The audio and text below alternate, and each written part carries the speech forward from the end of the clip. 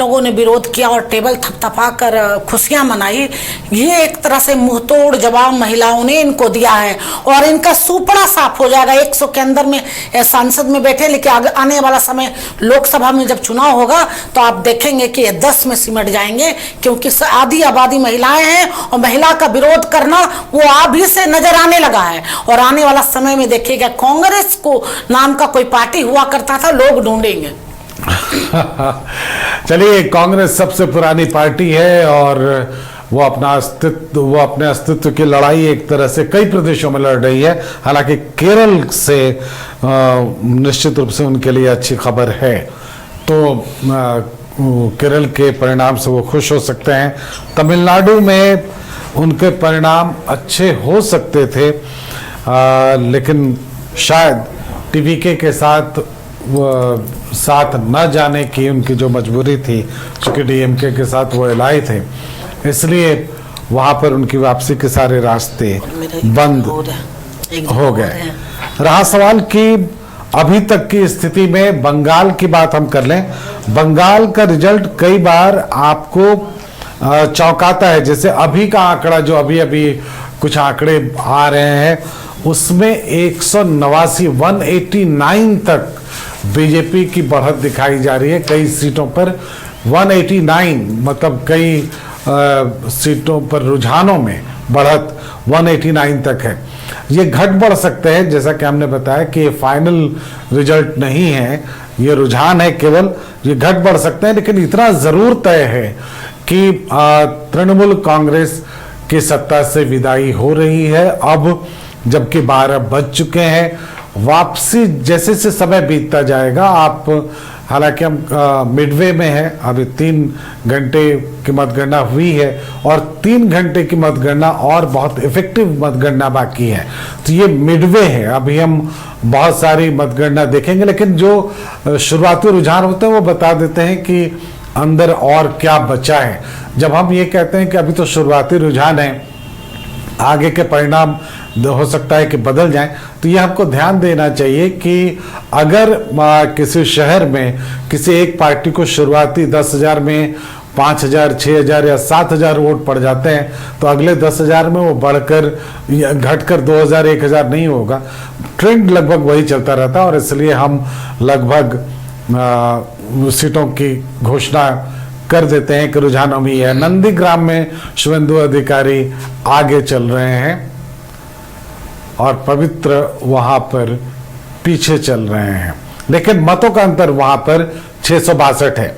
हाँ, नंदीग्राम में घेरने की कोशिश हुई थी शुभेंदु अधिकारी को पवित्र कर के जरिए, जो जैसे पहले शुभेंदु अधिकारी ममता बनर्जी के बिल्कुल करीबी थे और उनको मदद करते थे, तो इसी तरह से पवित्र कर पिछले चुनाव में शुभेंदु अधिकारी के साथ थे। नंदीग्राम में जब ममता बनर्जी के खिलाफ शुभेंदु अधिकारी ममता बनर्जी के खिलाफ नंदीग्राम में चुनाव लड़ रहे थे और स्ट्रैटेजी भी जो है वो शुभेंदु अधिकारी के लिए बना रहे थे। इस बार तृणमूल कांग्रेस का इरादा था कि शुभेंदु अधिकारी को नंदीग्राम में घेरा जाए और इसीलिए पवित्र कर पर जो है उनको जो है अपने दल में शामिल कराया गया और उनके शामिल होने के 3 घंटे के बाद उनका नाम जो है अनाउंस कर दिया गया तृणमूल कांग्रेस प्रत्याशी के तौर पर नंदीग्राम में पवित्र कर का। और पवित्र कर जो है वो आपको शुभेंदु अधिकारी के खिलाफ चुनाव लड़ रहे हैं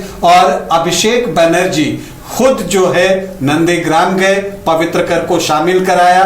तस्वीरें आपको मिलेंगी अगर आप सर्च करेंगे, गले मिलते हुए पवित्र कर के साथ अभिषेक बनर्जी की। और अभिषेक बनर्जी ने वहां जाकर कहा कि देखिए यहां पर पवित्र कर प्रत्याशी हैं, लेकिन नंदीग्राम अगर टीएमसी जीतता है, पवित्र कर जीतते हैं, तो मैं खुद देखूंगा यहां के डेवलपमेंट के सारे कार्य।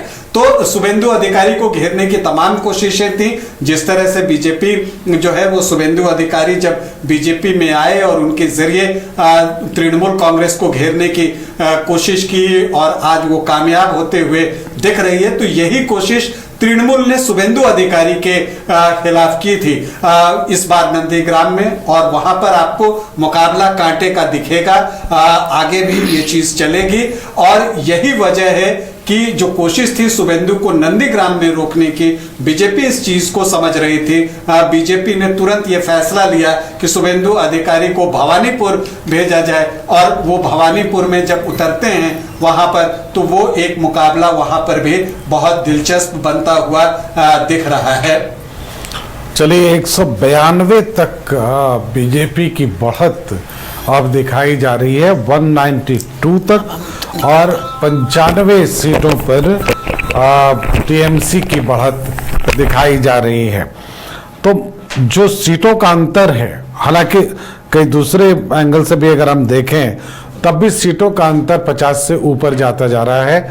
और इस तरह के चुनाव में जहां पर हम कह सकते हैं कि अंडर करंट हो, जहां लोग, और मैं बार बार जब हमारे डिस्कशंस, एडिटोरियल डिस्कशंस में इस बात को मैं रखता रहा था कि जहां मतदाता आपको खुलकर नहीं बोलता, वहां की सत्ता के लिए वो एक थ्रेट है।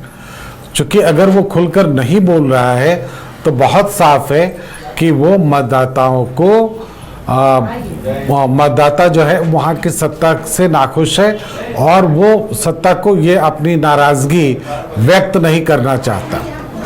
तो ये एक दिलचस्प है। 191, 96 अभी का आंकड़ा ये है। अगर आप और भी देखें, और ये शुरुआत से ही लग रहा था कि हालांकि चैनल्स ने इस बार थोड़ी हम कह सकते हैं एहतियात जरूर बरता है इस पर।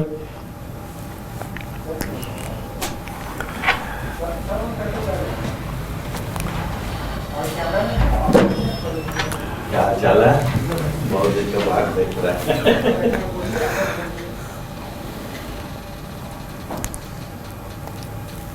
घर रहने का मकान भर नहीं, ये खुशियों की तिजोरी है। दरवाजे पर दस्तक देता पड़ोस, खिड़कियों से उमड़ आता आसमां, तारों में उलझी ऐसी ना जाने कितनी दास्तां। कहती हैं चले डायमंड सिटी, एक सफर हम सफर के साथ अपने घर तक।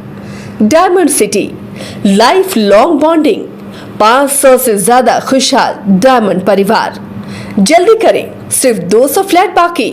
आज ही बुक करें अपना आशियाना।